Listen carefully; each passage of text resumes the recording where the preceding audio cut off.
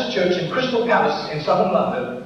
The Sunday morning service was closing, and a stranger stood up at the back, raised his hand, and said, "Excuse me, Pastor, can I share a little testimony?" The pastor looked at his watch, he said, "You've got 3 minutes." And this man proceeded.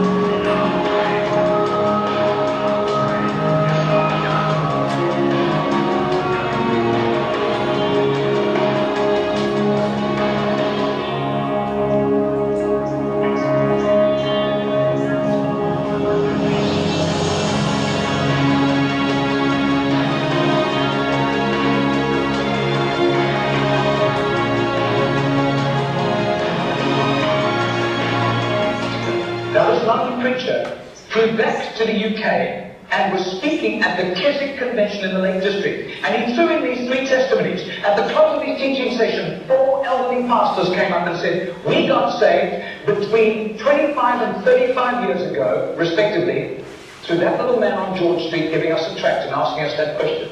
He then flew the following week to a similar Keswick Convention in the Caribbean, to missionaries, and he shared the testimonies. At the close of his teaching session, 3 missionaries came up and said, "We got saved between 15 and 25 years ago, respectively, through that little man's testimony and asking us that same question on George Street in Sydney."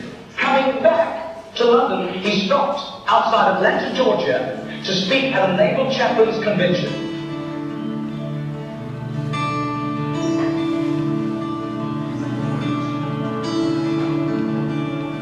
6 months later, flew to do a convention for 5,000 Indian missionaries in a remote corner of northeastern India. And at the end, the Indian missionary in charge, a humble little man, took him home to his humble little home for a simple meal. And he said, "How did you, as a Hindu, come to Christ?" He said, "One bout of diplomatic service took me to Sydney. And I was doing some last-minute shopping laden with parcels of toys and clothing for my children, walking down George Street. And this courteous little white-haired man stepped out in front of me, offered me a pamphlet, and said, 'Excuse me, sir, are you saying if you die tonight you're going to heaven?'"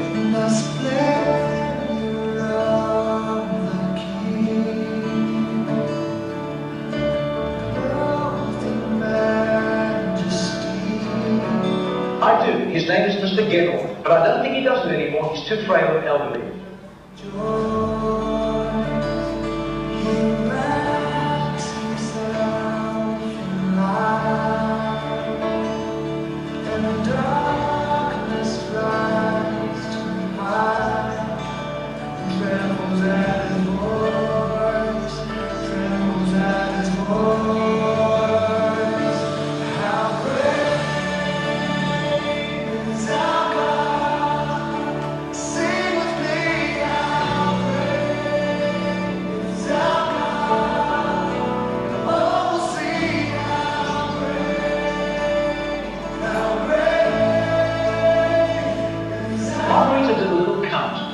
That's 146,100 people. That simple little nobody except a little group of Baptists in southern Sydney knew about Mr. Gettle. But I'll tell you, his name was famous in heaven.